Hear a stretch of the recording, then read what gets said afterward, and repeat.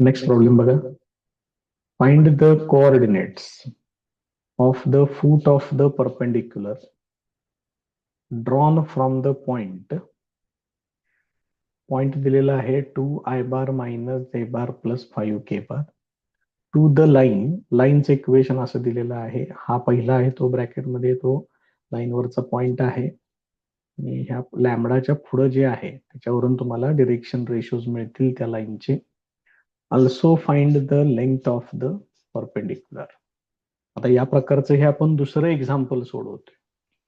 या प्रकारे अजून पुढं 2 उदाहरणं आहेत, त्यावेळेला मात्र हे तुम्ही सॉल्व्ह करायची आहेत, हे लक्षात ठेवा. मग आता काय काय त्यांनी सांगितलंय त्या पद्धतीने आपण पहिल्यांदा कन्स्ट्रक्शन इथं तयार करून घेऊया. त्या ज्या लाईन्स वगैरे त्यांनी जे सांगितलेलं आहे ते ती लाईन इथं कन्सिडर करतोय या पद्धतीनं.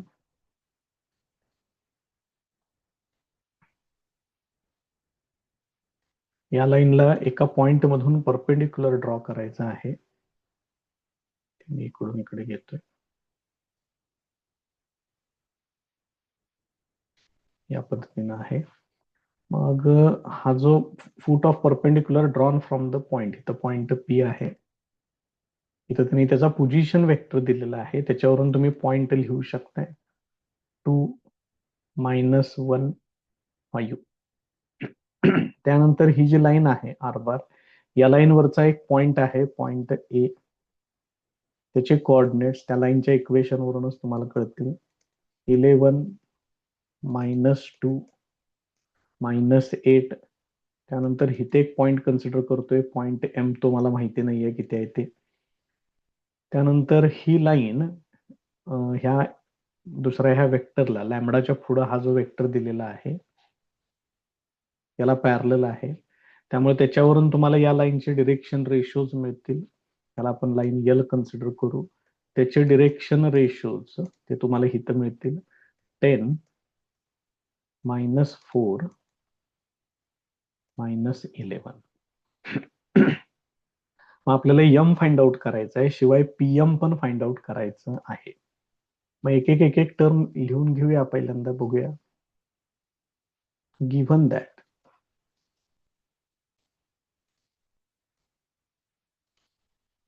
Position vector of P is equal to 2i bar minus j bar plus 5k bar. Therefore, point P is 2 - 1 5. त्यानंतर equation of line L is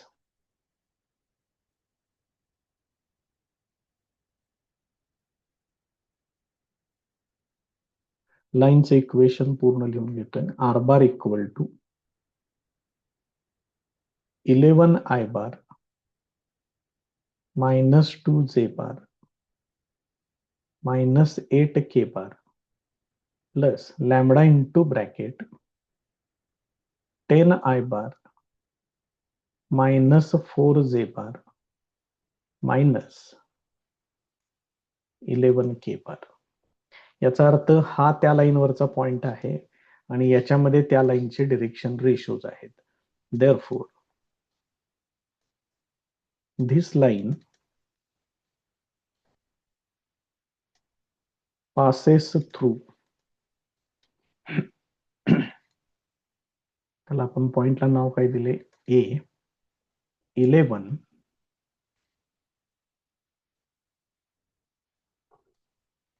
-2 -8 and it has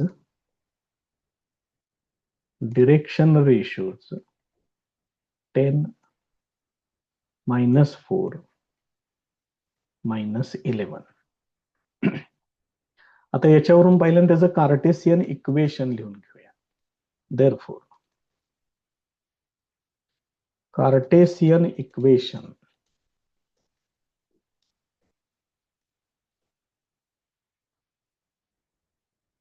of the line is x - x1 upon a y minus y1 upon B, z minus z1 upon C.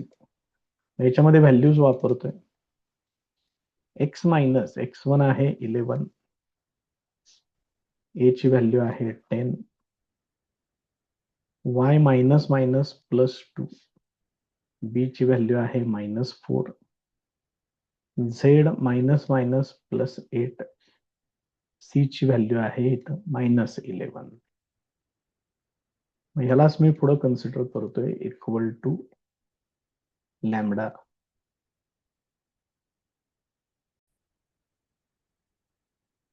Therefore x equal to, याच्यावरून तुम्हाला पॉइंटचे coordinates मिळतील.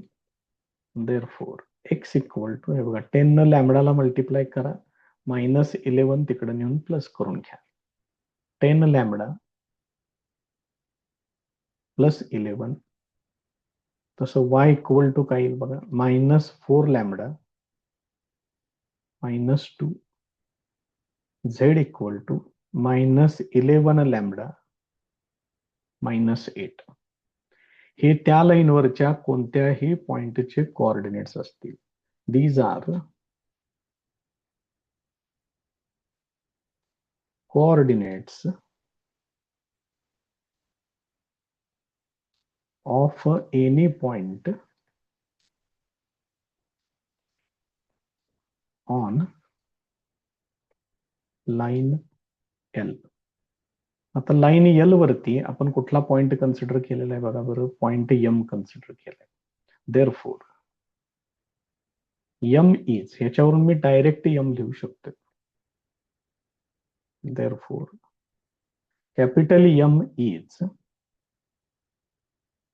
10 lambda plus 11 minus 4 lambda minus 2 minus 11 lambda minus 8, या पद्धतीने येईल. आता point P काय आहे बघा, पॉइंट पी आहे 2 minus 1 5, 2 minus 1 5. P is 2 minus 1 5. मग याच्यावरून तुम्ही पीएम चे डिरेक्शन रेशोज काढू शकताय.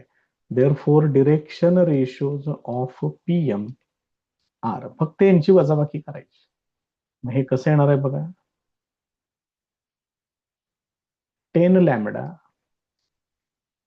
प्लस 11, हा याचा एक्स कोऑर्डिनेट, पुढं मायनस 2, त्यानंतर मायनस 4 लॅमडा मायनस 2 आणि मायनस मायनस प्लस 1 होणार इथं. त्याच्या पुढं मायनस 11 लॅमडा मायनस 8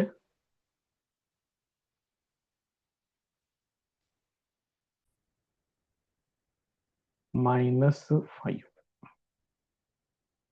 जे ह्यांचे फक्त कोऑर्डिनेट्सची तुम्ही सबट्रॅक्शन केली की तुम्हाला त्या लाईनचं डिरेक्शन रेशोज तुम्हाला त्या ठिकाणी मिळतील. आता याचं सिम्प्लिफिकेशन करूया, काय काय ते बघूया.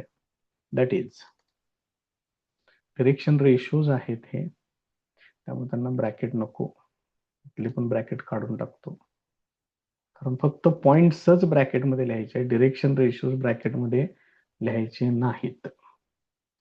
ठीक आहे. मग हे काय होईल बघा बरं, 11 मायनस 2 ते होणार 9, दॅट इज 10 लॅमडा प्लस 9, इथं मायनस 2 प्लस 1 म्हणजे मायनस 1, त्यानंतर मायनस 8 मायनस 5 ते होणार मायनस 30. आता हे झाले पीएम चे डिरेक्शन रेशोज झाले, आणि ह्या लाईनचे डिरेक्शन रेशोज आपल्याला आधीच माहिती आहेत. ते किती आहेत, 10 मायनस 4 मायनस 11, आणि पीएम या लाईनला परपेंडिक्युलर आहे. डिरेक्शन रेशोज लक्षात ठेवा, 10 मायनस 4 मायनस 11.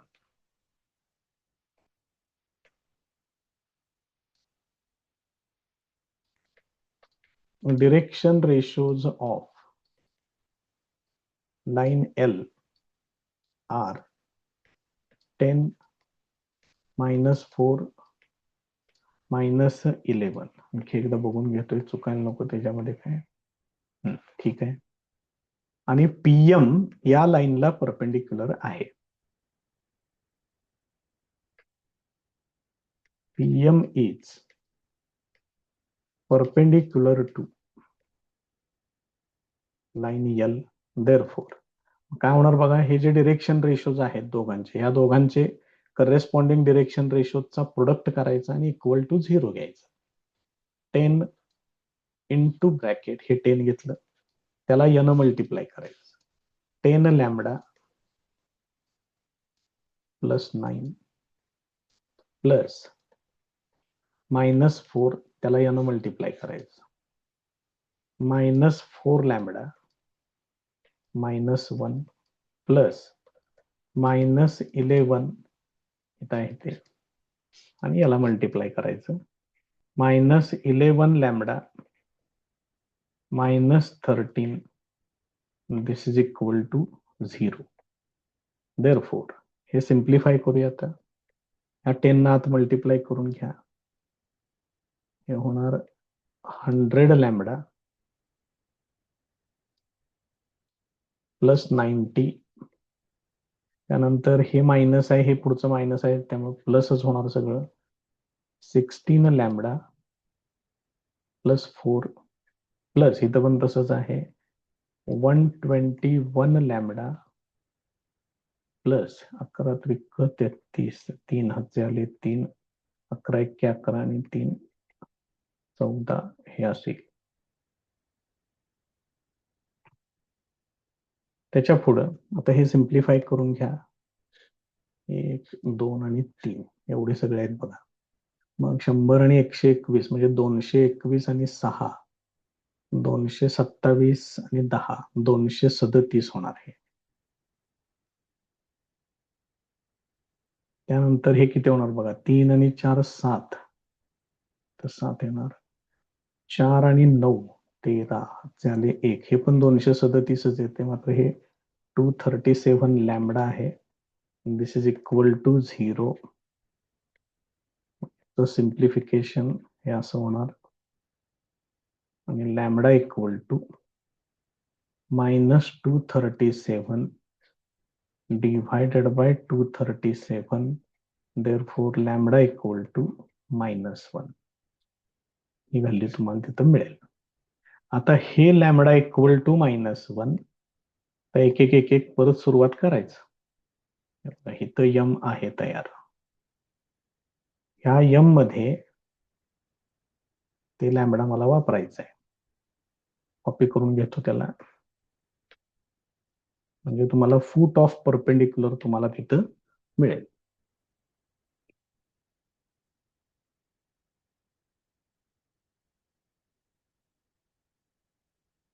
इथं वाक्य लिहितोय. नाउ यम इज, हे अशा पद्धतीनं आहे. याच्यात लॅम्बडा इक्वल टू -1 वापरा. That is 10 into -1 plus 11. हा पॉइंट आहे, त्यामुळे इथं तुम्ही ब्रॅकेट टाकू शकताय. असं येईल.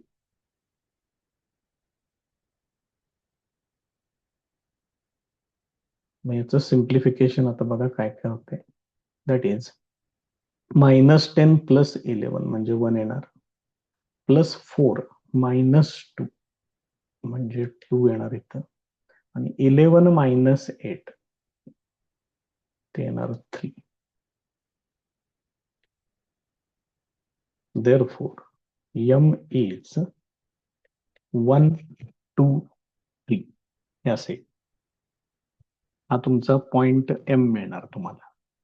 आता पॉइंट एम मला मिळालेला आहे. पॉइंट पी काय आहे बघा बरं, लिहिला होता कुठेतरी मागाशी. इथे 2 -1 5 आहे, आणि लेंथ ऑफ परपेंडिक्युलर पण फाइंड आउट करायचं आहे मला. म्हणजे हे बघा इथं also find the length of perpendicular, म्हणजे डिस्टन्स पीएम पण काढायचं आहे. पी आहे 2 -1 5, 2 -1 5. बरीच मोठी उदाहरणं होत आहेत बघा, कसं कसं काय काय करता येते. P is 2 minus 1, 5. Therefore, by distance formula,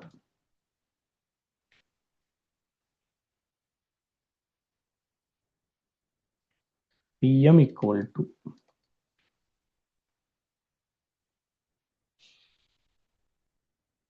काय येणार बघा इथं, करेस्पॉन्डिंग कोऑर्डिनेट्सची वजाबाकी आहे ब्रॅकेटचा स्क्वेअर, म्हणजे इथे येणार 2 minus 1 ब्रॅकेटचा स्क्वेअर प्लस -1 - 2 ब्रॅकेटचा स्क्वेअर प्लस 5 - 3 ब्रॅकेटचा स्क्वेअर. सिम्प्लिफिकेशन, 2 - 1 म्हणजे 1 येणार, 1 चा स्क्वेअर 1 येणार, प्लस -1 - 2 -3 त्याचा स्क्वेअर 9, इथं 5 - 3 2 त्याचा स्क्वेअर येणार 4, मग 9 आणि 4 13 आणि 1 14 रूट मध्ये 14 येणार. म्हणजे ही झाली PM ची व्हॅल्यू झाली, म्हणजेच लेंथ ऑफ परपेंडिक्युलर. ते पण तुम्ही नंतर तिथं शब्दामध्ये लिहून टाका. Therefore, length of perpendicular is equal to square root of 14. हे त्याचं final answer. Next problem, find the shortest distance between the lines. He first line आणि ही सेकंड लाईन, या दोन लाईन्स मधलं डिस्टन्स फाइंड आउट करायचं आहे. Given lines R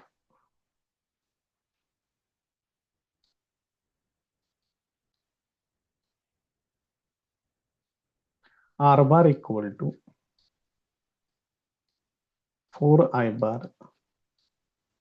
minus J bar plus lambda into bracket I bar plus 2J bar minus 3K bar. And दूसरी line आहे R bar equal to I bar minus J bar plus 2K bar plus lambda into, lambda नाही आहे तर mu आहे, दूसरा constant, दूसरी line आहे ती I bar plus 4J bar minus 5K bar. Here हा जो पहिला या इक्वेशन मध्ये हे जे पहिलं पार्ट जो आहे तो त्या लाईनवरचा पॉइंट असतो, आणि हा जो सेकंड पार्ट आहे त्याच्यामध्ये तुम्हाला त्याचे डिरेक्शन रेशोज मिळतात. त्याच्यावरून तुम्ही ए बार A1 बार A2 बार B1 बार B2 बार हे तुम्ही लिहू शकता. Here A1 bar equal to 4I bar minus J bar, त्याच्यानंतर B1 bar equal to I bar plus 2J bar minus 3K bar, त्याच्यानंतर A2 bar equal to I bar minus J bar plus 2K bar, आणि B2 bar equal to I bar plus 4J bar minus 5K bar हे मिळेल. आता याच्यातला shortest distance between these two lines त्याचा formula आपल्याला माहिती पाहिजे.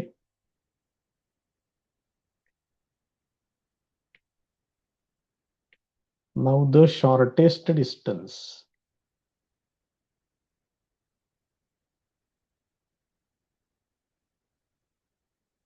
between these two lines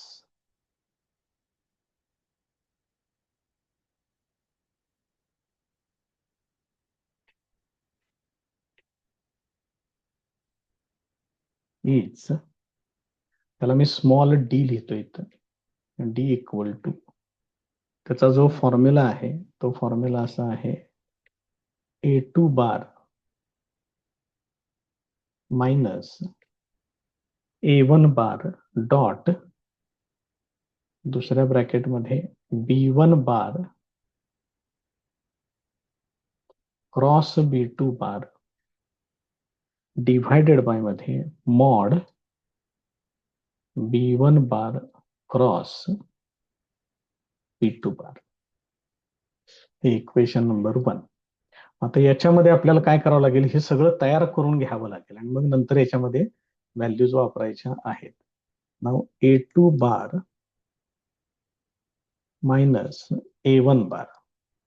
A2 bar आहे I bar minus J bar plus 2K bar minus A1 bar आहे 4I बार मायनस J बार. म्हणजे हे टोटल किती होईल, I मायनस 4I, म्हणजे ते येणार मायनस 3I बार मायनस J प्लस J, ते 0 होणार, प्लस 2K बार एवढे. हे झालं A2 बार मायनस A1 बार. आता मला घ्यायचंय B1 bar cross B2 bar घ्यायचंय. B1 bar cross B2 bar is equal to, आता याचा मात्र डिटर्मिनंट तयार केला पाहिजे आपल्याला पहिल्यांदा. मग इथे येणार I bar J bar K bar. B1 बार आहे 1 2 मायनस 3, B2 बार आहे 1 4 मायनस 5. आता हा डिटर्मिनंट सोडवायचा आहे. बघा त्याचं सिम्प्लिफिकेशन काय काय होते. मग I बार येणार -10 मायनस मायनस प्लस 12, म्हणजे ते येणार 2I बार मायनस J बार. इथं काय होईल -5 प्लस 3, म्हणजे -2 प्लस 2J बार होणार आहे. K बार साठी 4 मायनस 2 प्लस 2K बार. त्याच्यानंतर मला इथं या दोघांचा डॉट प्रोडक्ट पाहिजे, मग तो पण तयार करून घेऊया. नाव A2 bar minus A1 bar dot B1 bar cross B2 bar. मग A2 bar minus A1 bar आहे minus 3I bar plus 2K bar dot 2I bar plus 2J bar plus 2K bar. याचं simplification -3 into 2 plus J बारची term नाही आहे इथं, त्यामुळे 0 into 2 आणि K बारची टर्म 2 इंटू 2, हे टोटल होईल -6 प्लस 4, म्हणजे येणार -2 येणार. ही पण व्हॅल्यू तयार झाली.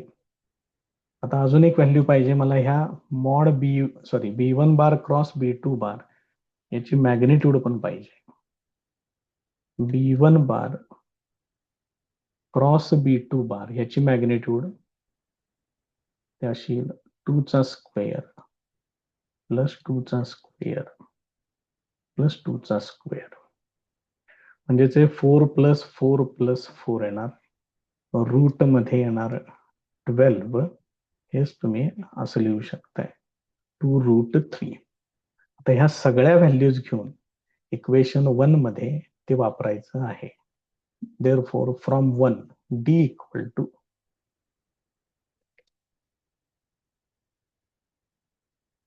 मॉड मध्ये सगळ्यात वरती अंशामध्ये ही टर्म आहे -2 येणार पहिल्यांदा, कारण त्याचा डायरेक्ट बघा तिथं फॉर्म्युल्यात काय आहे, ही टर्म आहे, ते सोडवलेलं आहे आपण पूर्ण इथं टोटली, ते -2 येणार. त्यानंतर डिव्हायडेड बाय मध्ये याची मॉड व्हॅल्यू आहे ती येणार 2√3. देअरफॉर D इक्वल टू, हे 2 ला 2 कॅन्सल होईल, -1/√3 आहे, त्याची मॉड व्हॅल्यू घ्या 1/√3 युनिट्स. हे त्याचं फायनल आन्सर येईल तिथं.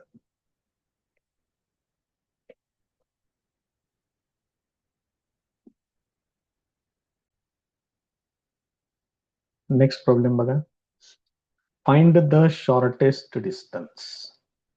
परत एकदा तसाच प्रश्न विचारलेला आहे. फक्त लाईन्सचं इक्वेशन जे दिलेली आहेत ती मात्र आता कार्टेशियन इक्वेशन्स दिलेली आहेत. मग त्याच्यावरून पॉइंट फाइंड आउट करू, वेक्टर्स फाइंड आउट करू आणि मग बघूया. मग मगाशी जो फॉर्म्युला वापरलेला आहे तोच फॉर्म्युला आपल्याला परत एकदा याच्यामध्ये यूज करावा लागेल. आता given lines R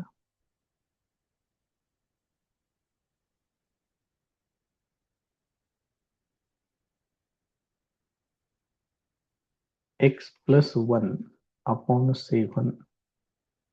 This is equal to y plus 1 upon minus 6.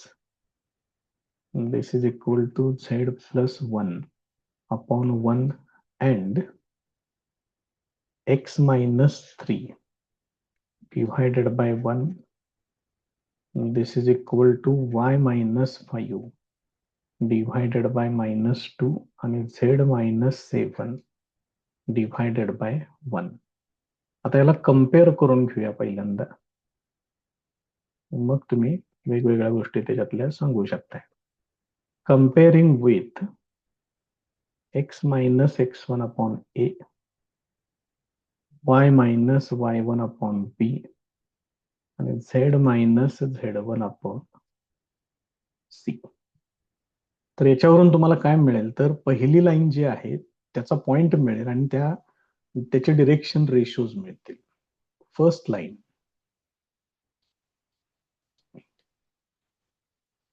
passes through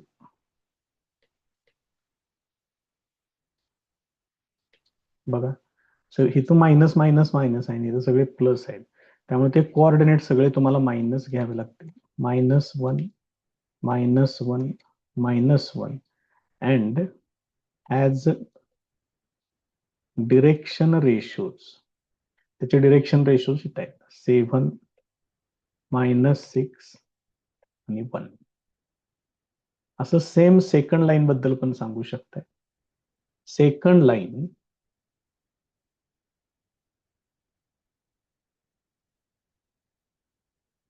passes through. इथं बघा आता काय आहे, 3 5 7 and has direction ratios 1 -2 आणि 1 हे असेल. मग या पॉइंट वरून आणि डिरेक्शन रेशोज वरून तुम्ही पोझिशन वेक्टर्स आणि B1 बार B2 बार लिहू शकताय. Therefore A1 bar equal to पहिल्या लाईन साठी -I bar -J bar -K bar आणि B1 bar equal to -7I bar +6J bar. Sorry, इथं चिन्ह चुकली, इथं 7I bar -6J bar +K bar. A2 bar equal to A2 bar दुसऱ्या line साठी काय बघा बरं, 3I बार +5J बार +7K बार. त्याच्यानंतर B2 bar equal to I bar -2J bar +K bar. आता या दोन लाईन्स मधलं डिस्टन्स आपल्याला फाइंड आउट करायचं आहे. Now distance between these two lines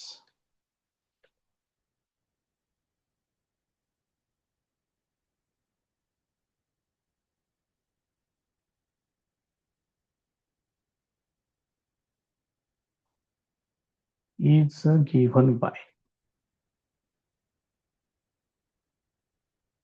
d equal to small d equal to mod मध्ये मगाशी आपण फॉर्म्युला वापरलाय बघा, A2 bar -A1 bar dot B1 bar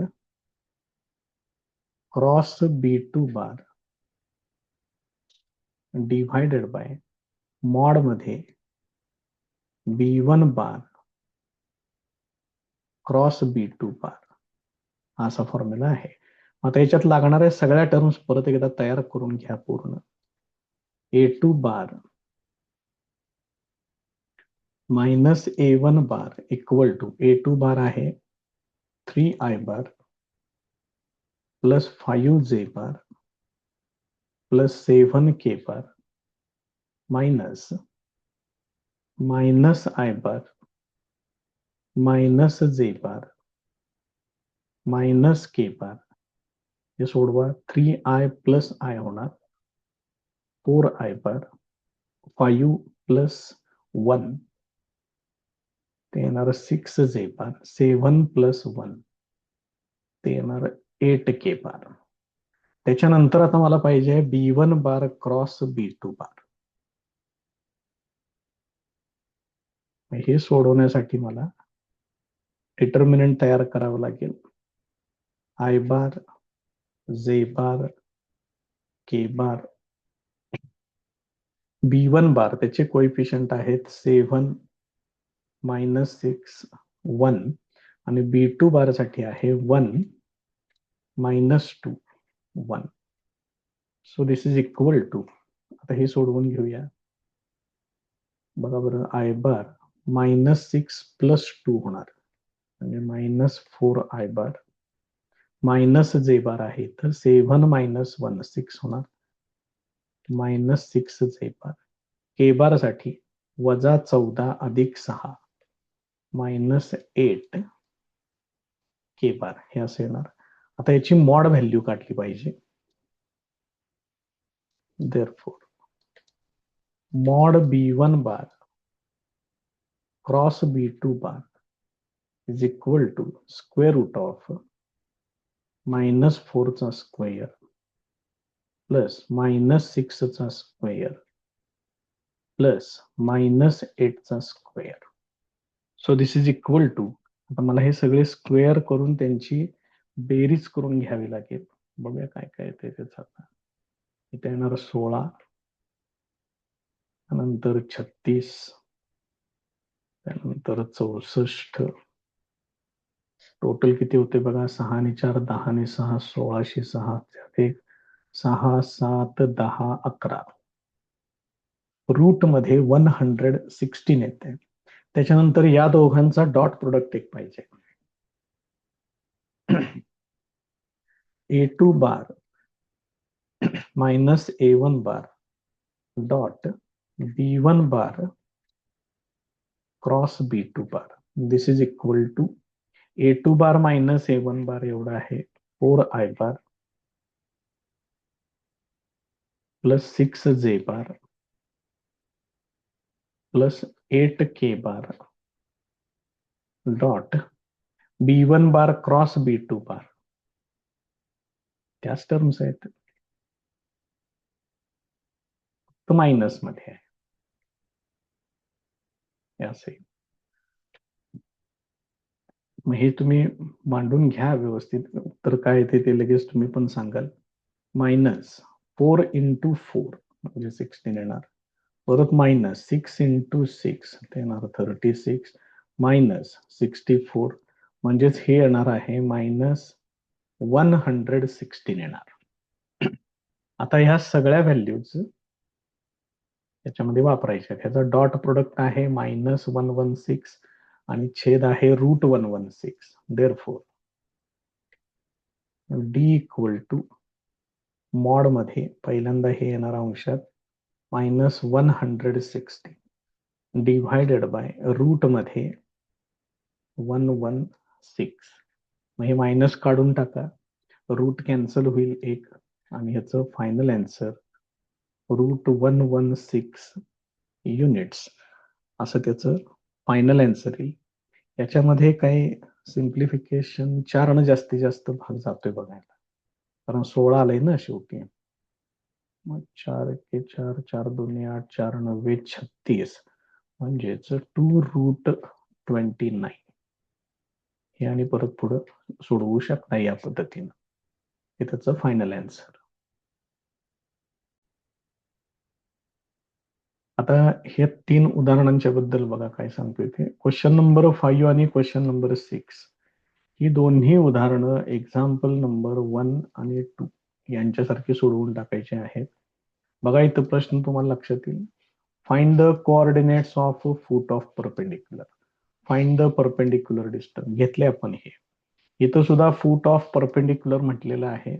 find the coordinates of point D. ह्या प्रकारची 2 उदाहरणं आपण ऑलरेडी सोडवलेली आहेत. आणि जो क्वेश्चन नंबर 7 आहे त्याच्यामध्ये त्यांनी काय सांगितलंय, by computing the shortest distance determine whether the following lines intersect each other. मग हे सुद्धा टाईप आपले झालेले आहेत. आपण आता डिस्टन्स डी फाइंड आउट केलेलं होतं. एका ठिकाणी ते काहीतरी 1/√3 आलं होतं, दुसऱ्या ठिकाणी रूट मध्ये 116 आलं होतं. ज्या वेळेला डिस्टन्स 0 येईल ते इंटरसेक्ट म्हणून सांगायचं. आणि जर डिस्टन्स नॉट इक्वल टू 0 आलं दे डू नॉट इंटरसेक्ट असं सांगायचं. मग आपण जी उदाहरणं सोडवली 2 उदाहरणं ती डू नॉट इंटरसेक्टची होती. मग ही 2 उदाहरणं सोडवून बघा. जर डी इक्वल टू 0 आलं तर दीज लाईन्स इंटरसेक्ट म्हणून सांगा. जर ते नॉट इक्वल टू 0 आलं दे डू नॉट इंटरसेक्ट असं सांगून टाका. नेक्स्ट प्रॉब्लेम बघा. इफ द लाईन्स, ही first line, he second line, if they intersect each other then find a. ह्या 2 लाईन्स पहिल्यांदा लिहून घेऊ, त्याच्यावरचे पॉइंट्स आणि डिरेक्शन रेशोज सगळं तयार करून घेऊया. Given lines are x minus 1/2 this is equal to y plus 1/3 z minus 1/4 and x minus 3 divided by 1 y minus k divided by 2 means z upon 1. Therefore, first line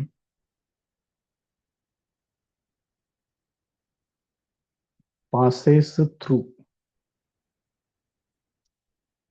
काय येतोय point बघा, 1 minus 1 1 that is x1 y1 z1 and has direction ratios 2 3 4 that is a1 b1 c1. Second line passes through.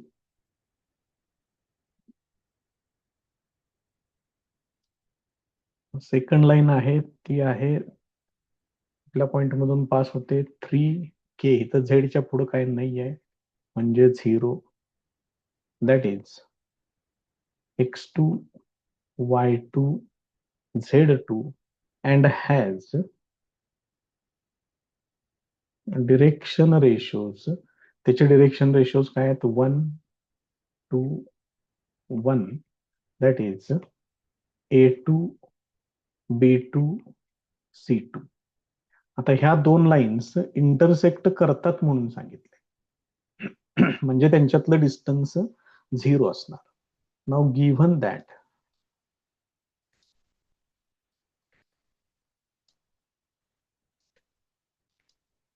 these 2 lines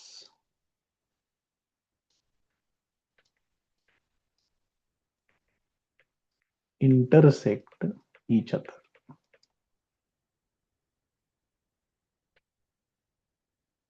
Therefore, त्यांच्यातलं distance 0. मग त्याची सुद्धा एक condition त्यांनी दिलेली आहे, म्हणजे डिटर्मिनंट दिलेला आहे त्यांनी.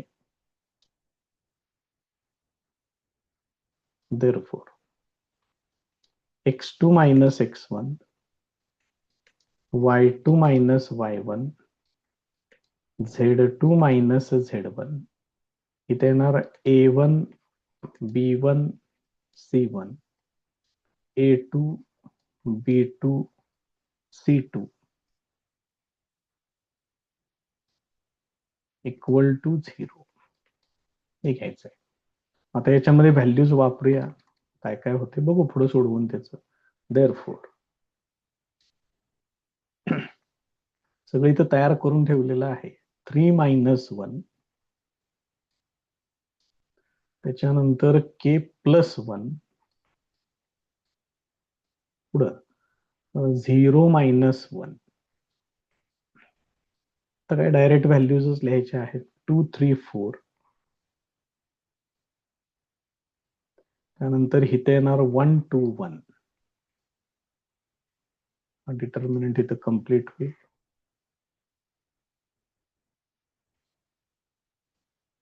दिस इज इक्वल टू 0. तर थोडंसं सिम्प्लिफिकेशन करून घेऊया त्याला. Therefore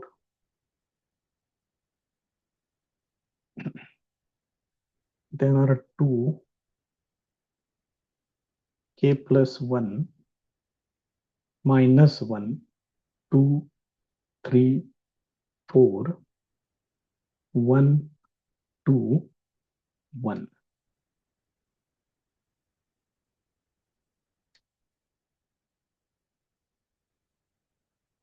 this is equal to 0. आता हे सोडवायचं आहे आपल्याला, बघूया काय काय ते त्याच्यात. देअरफॉर 2 into ब्रॅकेट हे कॅन्सल होईल. 3 - 8 3 - 8 -5 मायनस K+1 हे कॅन्सल होईल. 2 - 4 -2 हे -1 आहे इथं. एक मिनिट व्यवस्थित मांडतो. प्लस -1 इंटू ब्रॅकेट हे कॅन्सल होईल. 4 - 3 ते येणार 1. दिस इज इक्वल टू 0 म्हणजे किती होते बघा, हे येणार -10. इथं मायनस मायनस प्लस होणार. 2 न आत मल्टिप्लाय करून घ्या. 2K+2 हे -1. दिस इज इक्वल टू 0. मग हे किती होणार बघा बरं. -10 -1 -11 2 - 11 म्हणजे 2K-9 इज इक्वल टू 0 येणार. हे सोडवून K इक्वल टू 9/2 हे त्याचं फायनल आन्सर.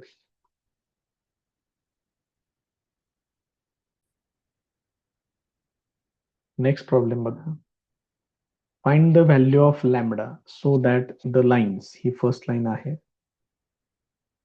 आणि ही सेकंड लाईन आहे. These lines are at right angles to each other. इथं जरा इक्वेशन्स थोडीशी वेगळ्या पद्धतीने दिलेली आहे, त्याच्यासाठी मी हे उदाहरण घेतलंय. मिसलेनियस एक्सरसाइज मधलं हे एक्झाम्पल नंबर 11 आहे बघा. आता हे दिलेली जी इक्वेशन्स आहेत, दिलेली ज्या लाईन्स आहेत, त्या जरा व्यवस्थित मांडून घेऊया. Equation of first line is, पहिल्या लाईनचं इक्वेशन असं आहे 1 - x/3. This is equal to 7y - 14 divided by 2 lambda. This is equal to z - 3/2. याच्यामध्ये एक लक्षात ठेवा की एक्स वाय झेड हे पॉझिटिव्ह पाहिजेत, शिवाय त्यांचे कोइफिशियंट 1 पाहिजेत. देअरफॉर इथं मी मायनस कॉमन घेतो. इथं x-1 होणार हे डिवायडेड बाय 3. याच्यातून 7 कॉमन घेतोय, हे असेल. हे आहे असंच ठेवा, ह्याच्यात काही चेंज करायची गरज नाही. आता हे मायनस इथं देऊन टाक. दिस इज इक्वल टू हे 7 इथं डिव्हायडेड बाय मध्ये मांडतोय. हे येणार 2 lambda divided by 7. This is equal to z - 3/2. मग आता याच्यामध्ये तुम्ही काय करू शकताय, ह्या पहिल्या लाईनचे डिरेक्शन रेशोज लिहू शकताय. Direction ratios of first line r minus 3 2 lambda upon 7 2, that is a1 b1 c1. आता दुसऱ्या लाईनचं इक्वेशन लिहून घ्यायचं आहे. काय इक्वेशन आहे? 7 मायनस 7x. हे बरंच विचित्र आहे. व्यवस्थित बघून फक्त तुम्ही ते लिहून घ्या. Equation of second line is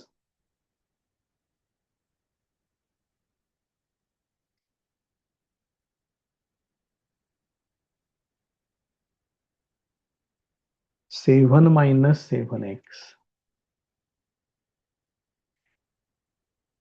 divided by 3 lambda. This is equal to y minus 5 upon 1. This is equal to 6 minus z upon 5. इथं पण मला तसंच ऍडजस्टमेंट करायचे आहे, म्हणजे मग मला त्याच्यावरून त्याचे डिरेक्शन रेशोज मिळतील. पहिल्यांदा अंशातून -7 कॉमन घेतोय, त्यामुळे हे येणार x minus 1 divided by 3 lambda. इथं काय कॉमन घ्यायची काही गरज नाही, हे आहे असंच येईल. याच्यातून मायनस कॉमन घ्या, हे असं येईल. आता इथं x minus 1 divided by 3 lambda by 7 आणि मायनस, हे मायनस पण इथं खाली देऊन टाका. इथं काय y minus 5 upon 1. This is equal to z minus 6 upon minus 5. Direction ratios of second line are values लिहूया पहिल्यांदा. इथं जसं लिहिलंय तसं -3 lambda upon 7 1 -5, that is a2 b2 c2. या पद्धतीनं. आता हे जे पहिलं जे डिरेक्शन रेशोज आहेत ते जरा मी कॉपी करून घेतोय एवढंच, आणि मला लागणार आहे परत पुढे सोडवायचं, याचा वापर करून सोडवायला लागणार आहे. कॉपी करून घेतोय पुढे.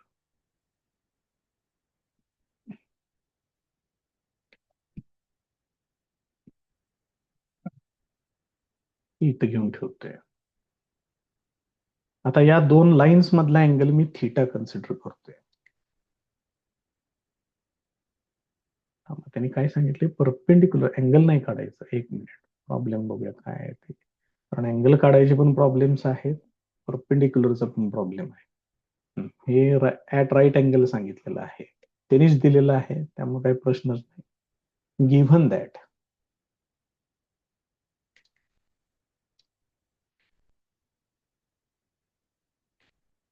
these two lines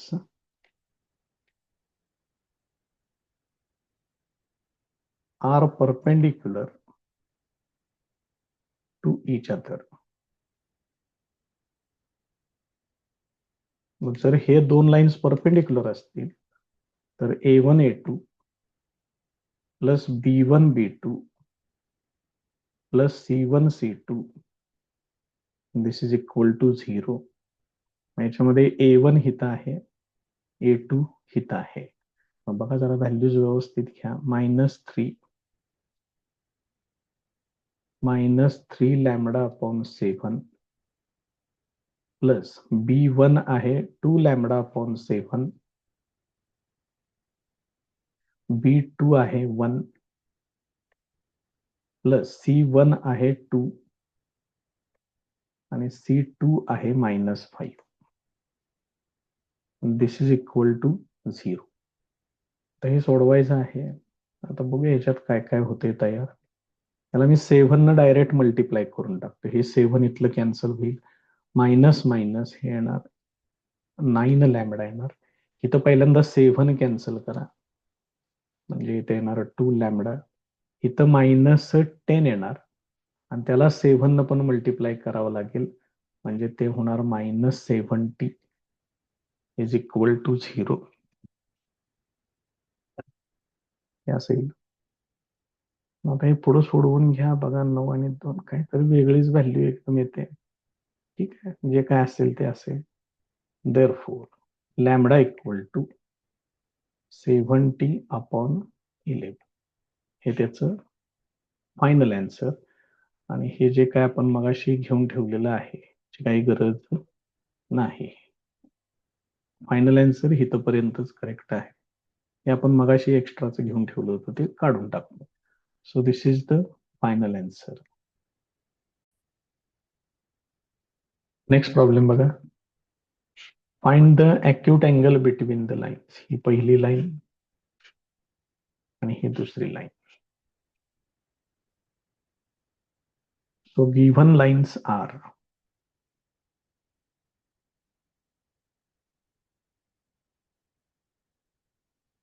x minus 1 upon 1, and this is equal to y minus 2 upon minus 1, z minus 3 upon 2, and x minus 1 upon 2, y minus 2 upon 1, and z minus 3 divided by 1. They have direction ratios 1 minus 1 2 and 2 1 1 respectively. Assume that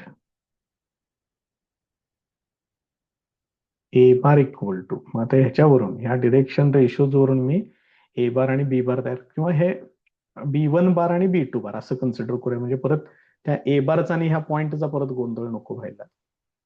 Assume that B1 bar equal to, याच्यावरून B1 bar लिहू शकताय तुम्ही, I bar minus J bar plus 2K bar, and B2 bar equal to 2I bar plus J bar plus K bar. मग ह्या दोन lines मधला angle consider करूया theta. मग तोच अँगल या दोन B1 बार आणि B2 बार मध्ये पण असणार आहे. If theta is acute angle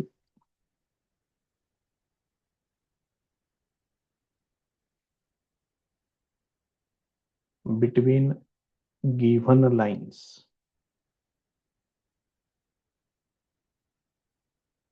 then B1 bar dot B2 bar, this is equal to mod B1 bar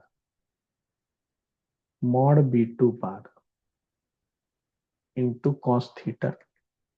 मग याच्यावरून cos theta equal to B1 bar dot B2 bar divided by mod B1 bar into mod B2 bar. हा formula तयार होईल. मग सगळ्यात पहिल्यांदा मी B1 bar dot B2 बार हे find out करून घेतोय. B1 bar dot B2 bar is equal to I bar minus J bar plus 2K bar dot B2 bar येणार 2I bar plus J bar plus K bar. This is equal to, हे काय होईल बघा, 1 into 2 plus minus 1 into 1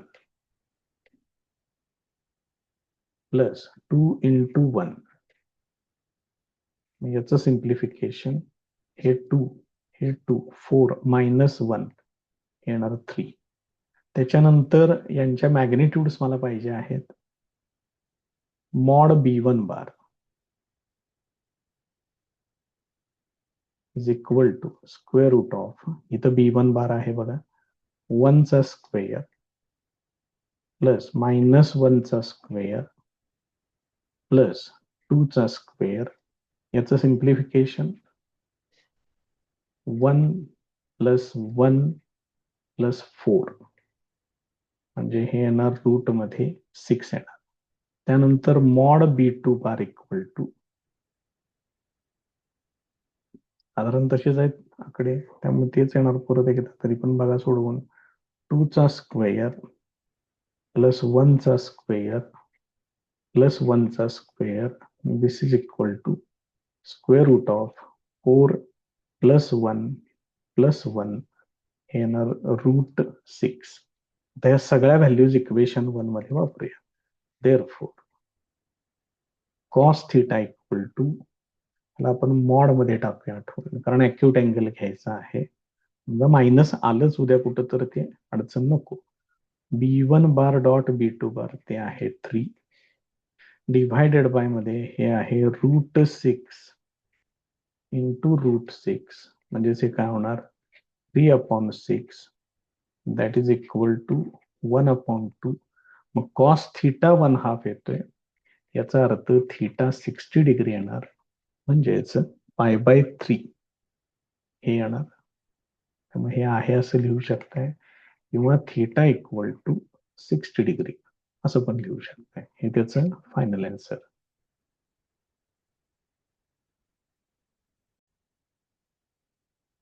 next example बघा. Find the acute angle between the lines. आता इथं lines कसे दिलेले आहेत बघा, या पद्धतीनं लाईन्स दिलेल्या आहेत. मग यांच्यावरून ह्या अशा प्रकारच्या इक्वेशन वरून डिरेक्शन रेशोज कसे काढायचे ते तेवढं फक्त व्यवस्थित समजून घ्या, त्याच्यासाठी ते घेतलेलं आहे. एकदा डिरेक्शन रेशोज मिळाले की B1 बार B2 बार कन्सिडर करून तुम्ही तो थिटा अँगल फाइंड आउट करायचा आहे. त्यातलं पहिलं एक्झाम्पल जे आहे त्याच्यातले डिरेक्शन रेशोज काढून देतोय. गिव्हन लाईन्स आर,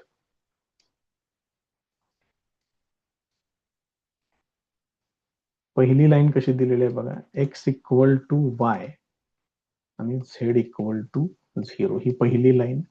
आणि दुसरी लाईन आहे x equal to 0 z equal to 0.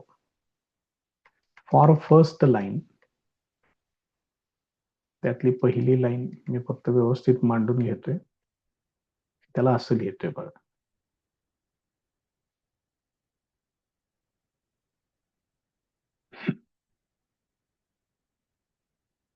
मग याच्यावरून याचे डिरेक्शन रेशोज लिहिता आले पाहिजे. इट्स डिरेक्शन रेशोज आर काय येणार 1 1 0. मग याच्यावरून तुम्ही B1 बार लिहू शकताय, तो येणार I bar plus J bar. For second line,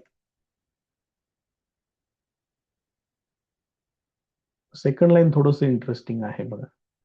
x equal to 0 आणि z इक्वल टू 0 सांगितलंय. हे y ऍक्सिसचं इक्वेशन आहे. This is y axis. मग y ऍक्सिसला x आणि z ऍक्सिस परपेंडिक्युलर असतात.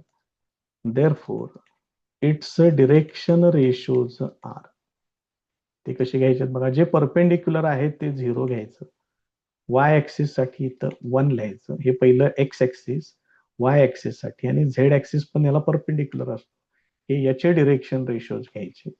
म्हणजेच B2 बार इक्वल टू काय येणार, फक्त J बार येणार. बघा कशा पद्धतीनं आहे ते.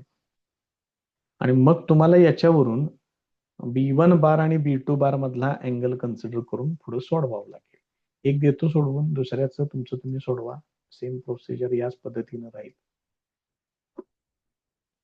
If theta equal to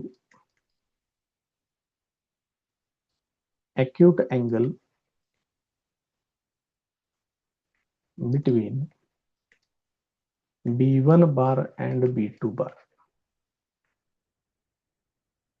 then cos theta equal to mod मध्ये B1 bar dot B2 bar divided by mod B1 bar into mod B2 bar. आता याच्यामध्ये आपल्याला ह्या सगळ्या व्हॅल्यूज हे तयार करून घेऊया पहिल्यांदा. B1 bar dot B2 bar is equal to, सोपं होणार आहे कॅल्क्युलेशन, काय अवघड नाहीये जास्त.